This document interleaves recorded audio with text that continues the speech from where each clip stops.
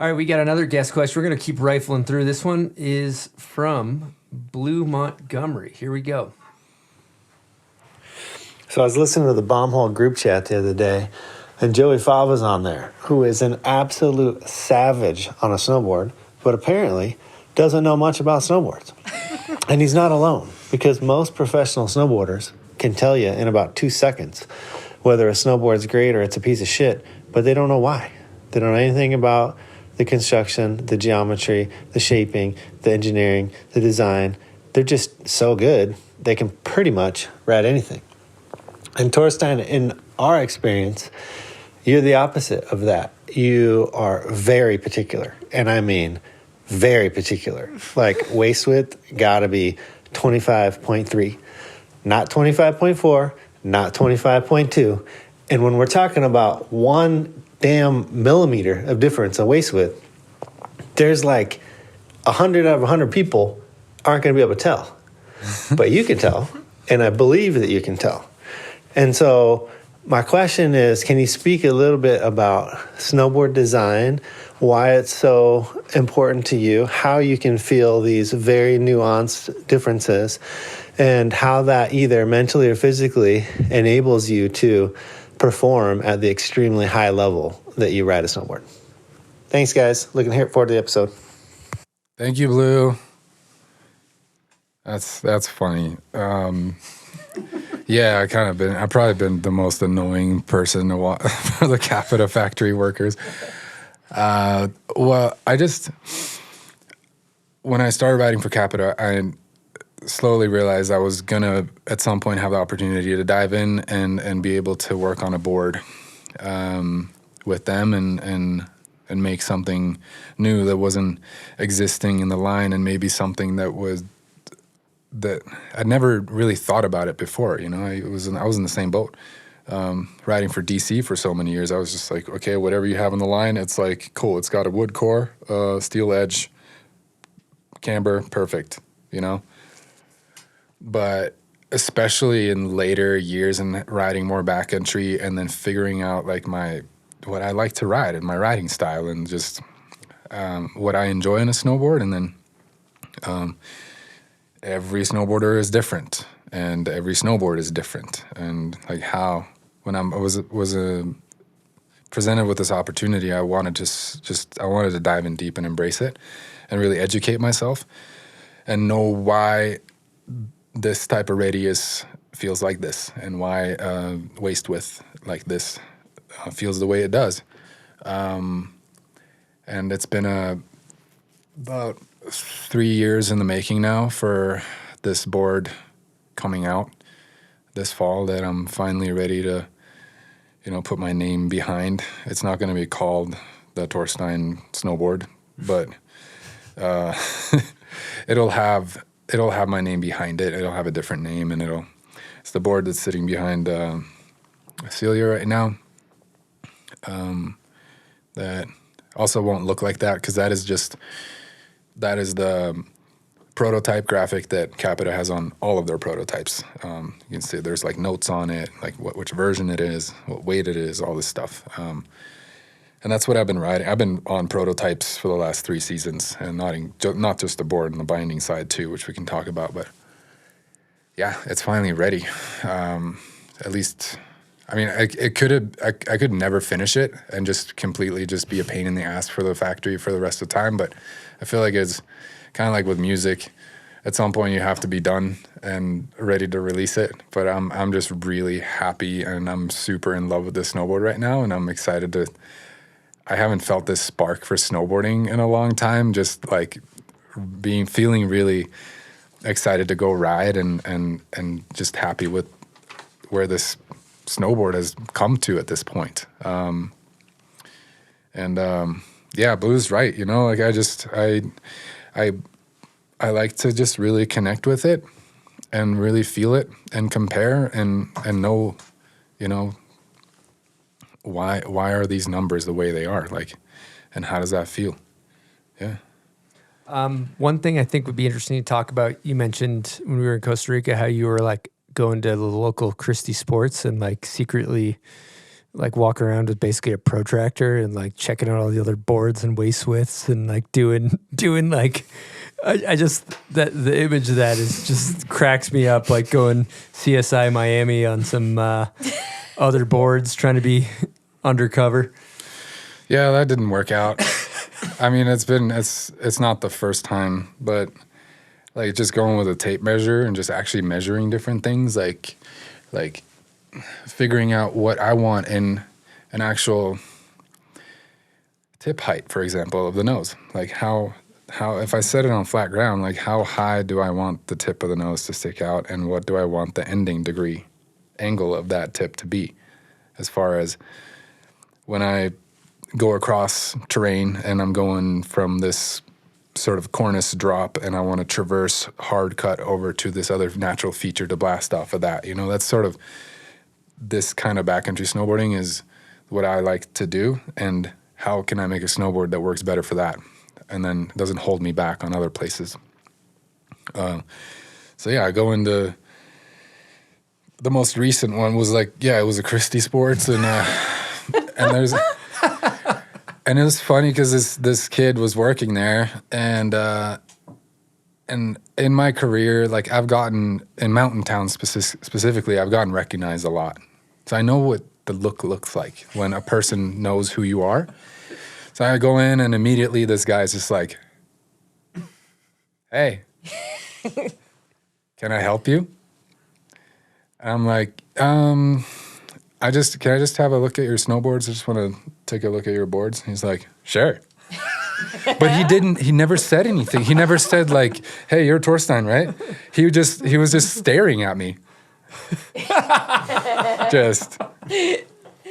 I'm like, "Hey, I'm just gonna browse a little bit if that's cool." And he's like, "Okay." And he just wouldn't leave.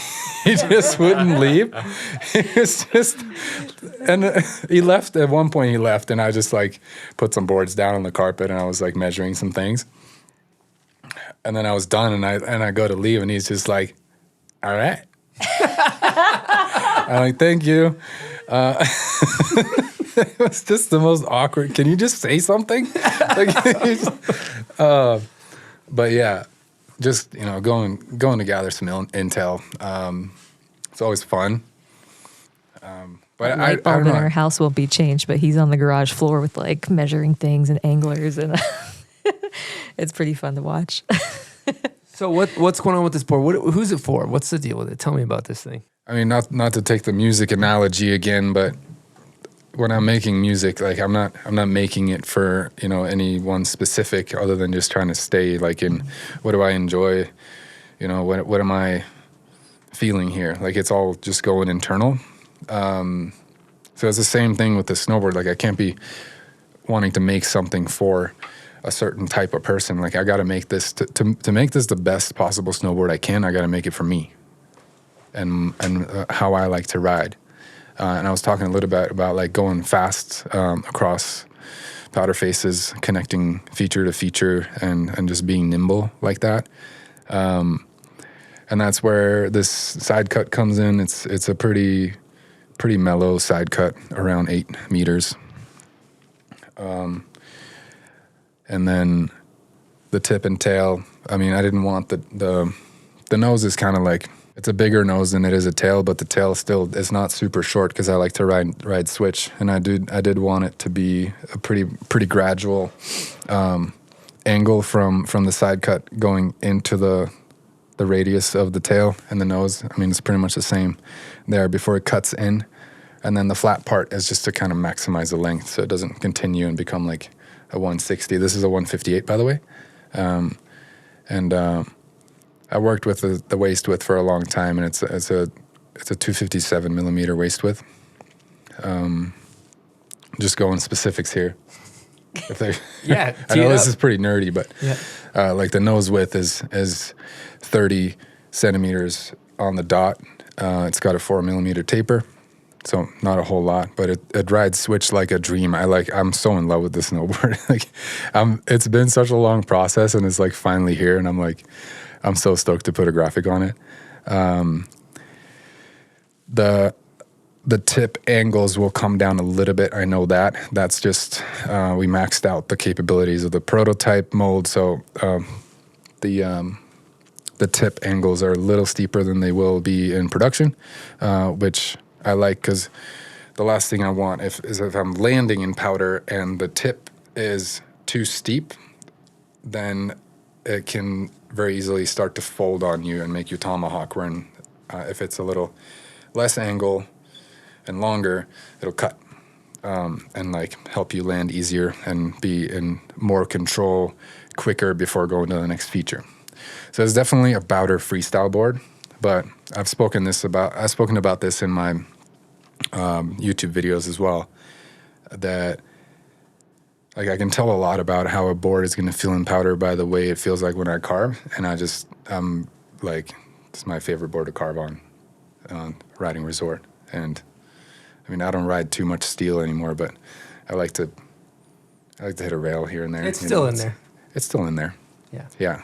But it's like, yeah, I didn't want to go and say like, this is a board that works for everything and just buy it because it's awesome. Like, this is a little bit more specific to powder freestyle, and like when it actually snows out on your resort, it's going to handle a little bit better than like a very specific park board, for example. But that's just basically it. And then all my prototypes during this process has been on the Union source binding too. That's going to come out at the same time. And It's not in production yet? No. This binding is insane. Yeah, this is going to sound like an ad real quick. Are you part of the design process of this thing? So talking to Union, I've been part of their team for a long time, and I knew they were sort of thinking about doing a binding at some point that had just 2 screws, because with their strength tests of their bindings, they figured out throughout the years that you don't really need 4 screws. And with their forged carbon tech, they're able to press a base plate that sits lower than your average base plate and is stronger at the same time with only 2 screws. And if you think of like a skateboard truck, like how it pivots and stuff, it's with the 2 screws being centered around like in the middle of under your foot, then the pivot point's going to be more in the center. And it's just probably, I don't know if it's the lightest binding ever made, but it's the lightest binding I've ever ridden. And so it has the forged carbon base plate. And then I was testing this in the beginning. They had the forged carbon base plate with the 3D printed frame. They have a 3D printer in their factory that is able to print out bindings that are actually rideable, but they're not production strong, but they're rideable. They can put regular ankle straps, toe straps, and high backs on it, and you can ride it. So I was riding that. They were really advising me not to do it, but I've been riding that prototype since like even going against John Jackson in the duels for national selection. I was riding that, and I brought like 3 other pairs of bindings with me just in case because I was kind of expecting them to break, and I've broken a lot of them in this process. And now it's come to the point where like these are obviously not 3D printed frames anymore, and this is more of the production model. It's going to be called the Source, coming also this fall. But yeah, I just like the connection to the board. Like I said, the base plate sits a little lower, so I'm even closer to the board, and it's really, really, it's a really tight connection, basically, from your boot to the snow and the snowboard in between. And I told them as soon as I got on this, even the first prototype, like, I don't want to ride anything else, even though they advised me not to. And I kept snapping them and sending them photos and laughing and stuff, like, just please don't ride at that in the competition, because some shit might happen, you break your foot or something. But it felt so different to me that I didn't want to go back to riding anything else. So I've been on that ever since, and now it's finally coming out. So I don't know if that's like an announcement thing or whatever, but here we go. What about the forward lean? Yeah, I usually rock notch number 2, setting number 2 on most bindings. How does that work? It looks like a different system. Yeah, this one's a fixed system. So these notches, when if you get the source binding, you'll receive like a 1, 2, and a 3, and you in this like little case that comes with a specific tool, because this is a different system than your regular binding too. So it comes with a toolkit, and then that way you can set your forward lean how you'd like, and that's sort of like a fixed position. Yeah. So this comes out, and you can switch it out between the different numbers. It's the most elaborate product tech talk I think we've had, and I feel like I just overstayed my welcome on the advertisement here. I mean, but you're into it. It's not an advertisement. You're a part of the design process of it. So I feel like, you know, there's some pride of there's like some effort behind all the choices with the design process, which is really interesting. Mm-hmm. Yeah, I just enjoy it, you know, and I enjoy seeing it through as well. As far as like, maybe they're not used to working with a rider like me that really like gets into it and wants to know and asks a lot of questions and why is this like that. It actually there's been a lot of frustration too, you know, and because working with prototypes and you're working with humans and then things with there's not even on production models that you see in the stores, like every snowboard is different, but their goal is to try and make every snowboard in the line or in a certain model be as close to each other as possible. But when you're prototyping, you're working with tools that are a little bit more in the like, it's a little looser, but you're trying to get a ballpark of everything. So a lot of the times a prototype version can come out pretty far off target, and you know and then it's like, I get bummed because it's like, I feel like I'm wasting company money, and like, you know, it's like, wasn't I clear enough on but it's just, things happen, you know, and then the next model comes out like a dream, and it's like, oh my God, we're on the right track. Okay. Like, whew, yeah. And then it ends up like this. And this is the first time that I've ever gotten to a point where I'm like, this is my snowboard. I love this thing.